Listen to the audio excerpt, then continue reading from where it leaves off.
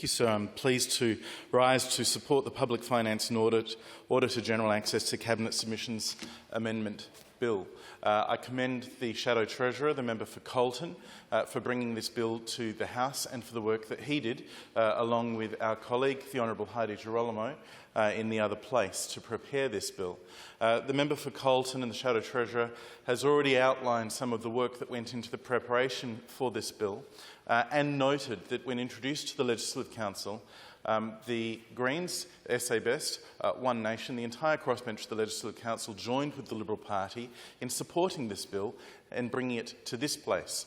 The only roadblock to its advancement now is the government, but I fear, sir, that they are reluctant to support the bill because the reason for its very existence lies in their inability to open themselves up to the scrutiny of the Auditor General by providing cabinet submissions such as the former Liberal government did, such as former Labor governments did prior to 2016. We don't know, sir, why they are so reluctant to open themselves up to the scrutiny of the Auditor General. But it is that fear of transparency and accountability that has created the reason for the bill in the first place. And I fear, sir, that they are going to take that fear of the sunlight to the vote on this bill. The Auditor General is not some scary boogeyman figure that the government should fear, sir. The Auditor General is a statutory officer who conducts, on behalf of the people of South Australia, inquiries into the integrity and the accounts of government departments and, indeed, should be able to provide that scrutiny to cabinet documents. It is an integrity and accountability measure that the former Liberal government did not fear. Indeed, I recall the only documents I ever recall being denied to the Auditor General on their request were those that required the permission of the Premier now, as opposition leader as was then, the Labor Party from previous cabinet decisions prior to 2018, required the Labor Party's permission to release them. Those are the only ones I recall, sir. And since the election, I should also say, the Leader of the Opposition, has been asked on a number of occasions by the Auditor General, by Cabinet Office, whether we would allow Cabinet submissions undertaken during our time in government to be released to the Auditor General. And they, sir, are the only Cabinet submissions the Auditor General has seen since the election, as I understand it. Because we have said yes when the Auditor General has provided that request, while the government says no. The Premier in this House, on a number of occasions, when asked why this government is not releasing cabinet documents to the Auditor General, has used the excuse of cabinet confidentiality. That confidentiality, as the Shadow Treasurer identified before, well, the way the Premier talks about it, you would think that the only 15 people in the land that had ever seen any of these cabinet documents were the members of the cabinet itself. But we know, sir, that there are senior public servants. There are people in the Cabinet Office, there are people in the departments, there are chief executives of the departments who have access to those documents. There are political appointees in Minister's office and indeed the Premier's office who have access to those documents. The Auditor General does not, and that the Auditor General does not when so many others do, and I have no problem with those people having access because they are part of the machinery of government that enables Cabinet to function. But the idea that cabinet confidentiality should be used as a shield against the Auditor General being able to use their full purpose with access to those documents to apply proper integrity scrutiny on the government is a complete nonsense. It's a farce. It's unsustainable. And it's a farce that the Premier, Peter Malinauskas, has been using since 2018 when he was appointed as opposition leader, and he started, at that point, elected by the Labor Party, against a full field of candidates, no doubt. He, at that point in 2018, commenced his campaign, his continued intentional obstruction to the Auditor General accessing those documents. Now, he wasn't the first. Jay Weatherill was the first.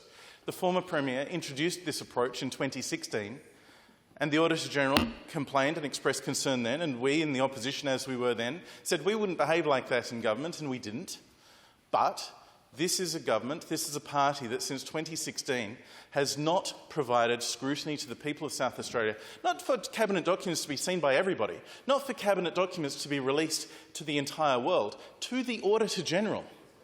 a man of significant integrity, who's had no questions on his integrity that I'm aware of in any way, who's had no questions over his capacity to perform his duties or handle sensitive documents or sensitive government information in any other way, other than that this government does not want him to have the opportunity to observe the decision-making process behind these cabinet documents.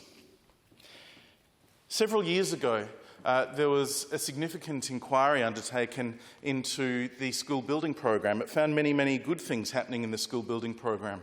But it did raise the question of how the choices were made in the initial $692 million worth of projects that were chosen when the Weatherall government was in place. The Lands Titles Office was sold. This became the basis for many of the, I think there were about 97 projects selected, and they were announced by the Labor Party in 2017, and the Liberal Party very soon, wanting to give certainty to these schools, announced that if we were elected in 2018, we would match every one of those commitments, which we did.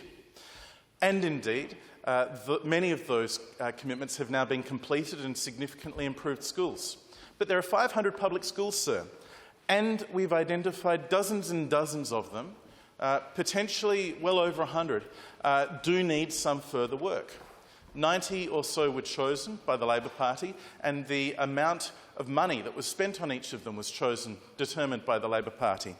There were some controversial decisions in that. For example, at Nord Morialta, which was seen to be the beneficiary of a $30 million project, the Labor Party never told anyone before the election that $15 million of that was predicated on the sale of land at Rostrevor for housing.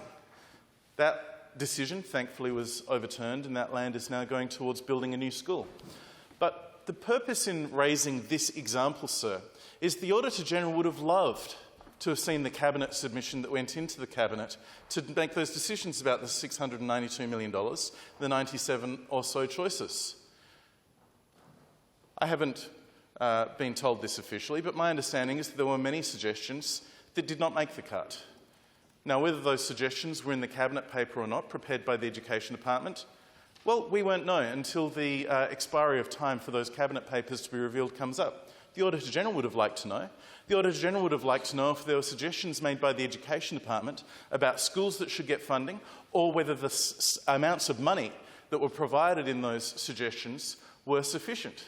Because when we did the assessment through 2018 and announced in early 2019 of how much money would be necessary to deliver our commitment of Year 7 to high school, when the assessments were done, they took into account works that were planning on being upgraded already, and indeed they identified a number of schools that not only needed new infrastructure for the Year 7s, but they needed new infrastructure for the kids that were already there. Now, these schools were not unknown to the Education Department in 2017 when the Labor government determined how much money should go into that school building program. Yet, that Cabinet did not provide money to those schools as part of that $692 million. And there were funds provided to other schools. There was an interesting geographical mix that didn't necessarily align perfectly with need. Now, we had made those commitments. Those schools were all worthy. But were they the most worthy? Well, we won't know, because the Auditor General didn't have access to that Cabinet document. And even though we were in government, the Labor Party did not allow access to that Cabinet document to be provided to any integrity body. The Auditor General is the one I'm thinking of in particular, sir, to allay any doubt. So, the purpose for this bill should not be necessary, because it should just be the convention that was maintained up to 2016 and observed from 2018 to 2022, that governments provide the Auditor General with access to the Cabinet documents. And the fact that the Labor Party refuses to provide any of them has created this need. It's not that there's an excuse that in one particular case or on one particular Cabinet submission the Labor Party has identified a specific need, why this information is so sensitive, so secure, that the Auditor General can't see this one. No, they applied a blanket rule.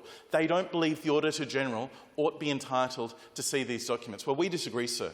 And we believe that they have nothing to fear so long as they are acting with integrity. They should support this bill and demonstrate that they have nothing to fear from the transparency measure, which is so confined that the Auditor General alone can see the documents rather than them being released to the general public.